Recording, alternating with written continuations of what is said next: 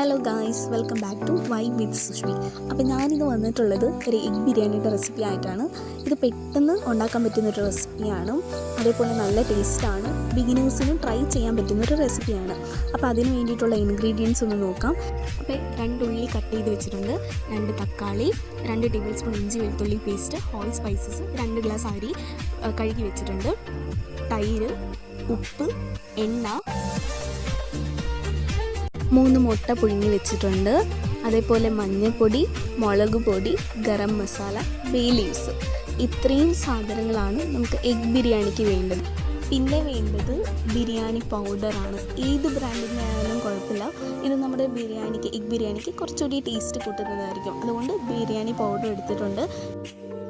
പിന്നെ ഒരു മിക്സിയുടെ ജാറിലോട്ട് കഴുകി വെച്ചിരിക്കുന്ന മല്ലിയില, പച്ചമുളക്, കുറച്ച് വെള്ളം ഒഴിച്ചിട്ട് നല്ലപോലെ അരച്ചെടുക്കാം.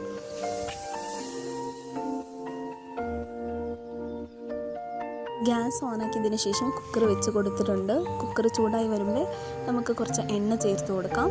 അതിനുശേഷം 1 ടേബിൾ സ്പൂൺ മുളക് പൊടി, 1/4 ടേബിൾ സ്പൂൺ മഞ്ഞൾപ്പൊടി, പുഴുങ്ങി വെച്ചിരിക്കുന്ന മുട്ട ചേർത്ത് കൊടുത്തിട്ട് നമുക്കൊന്ന് ഫ്രൈ ചെയ്തെടുക്കാം. ഒരു 2 മിനിറ്റ് ഫ്രൈ ചെയ്തെടുക്കാം.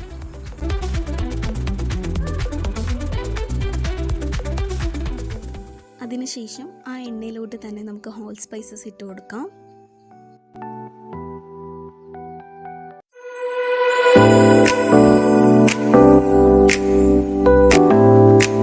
ഫ്രൈ ആയി വരുമ്പോഴേക്കും നമുക്ക് അരിഞ്ഞു വെച്ചിരിക്കുന്ന ഉള്ളി ചേർത്ത് കൊടുക്കാം. ഉള്ളി ചേർത്തിട്ട് നല്ലപോലെ ഒന്ന് വഴറ്റിയെടുക്കാം. പെട്ടെന്ന് വഴണ്ടി കിട്ടാനായിട്ട് കുറച്ച് ഉപ്പ് കൂടി ചേർത്ത് കൊടുത്തിട്ടുണ്ട്.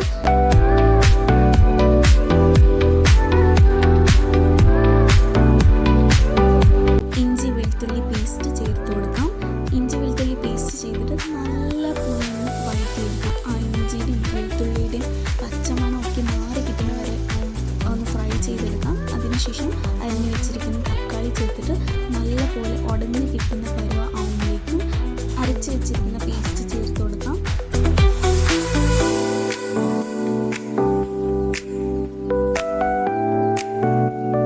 സമയത്ത് ഞാനിപ്പോൾ ഇവിടെ എടുത്തിരിക്കുന്നത് ജീരകശാല റൈസാണ്. അതൊന്ന് കുതിർത്തിയെടുക്കാം. ഒരു 10 മിനിറ്റ് കുതിർത്തി വെച്ചാൽ മതി. പിന്നെ ആ മസാലയിലോട്ട് ബിരിയാണി പൗഡർ, തൈരും ചേർത്തിട്ട് നല്ലപോലെ മിക്സ് ചെയ്ത് കൊടുക്കാം. അതിനുശേഷം കഴുകി ഊറ്റി വെച്ചിരിക്കുന്ന അരി ചേർത്ത് കൊടുക്കാം.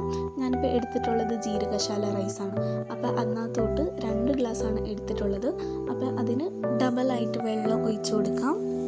വെള്ളം തിളച്ച് വരുമ്പോഴേക്കും നമുക്ക് മുട്ട ചേർത്തിട്ട് 3 വിഷിൽ അടുപ്പിച്ചെടുക്കാം.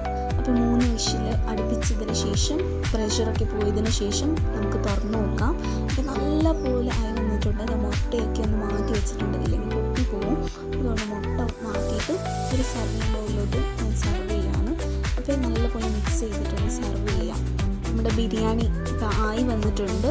ഇഷ്ടപ്പെട്ട ഒന്ന് ട്രൈ ചെയ്യാനും, ലൈക്ക് ചെയ്യാനും, ഷെയർ ചെയ്യാനും, സബ്സ്ക്രൈബ് ചെയ്യാനും, കമൻറ്റ് ചെയ്യാനും മറക്കരുത്. അപ്പോൾ താങ്ക് യു.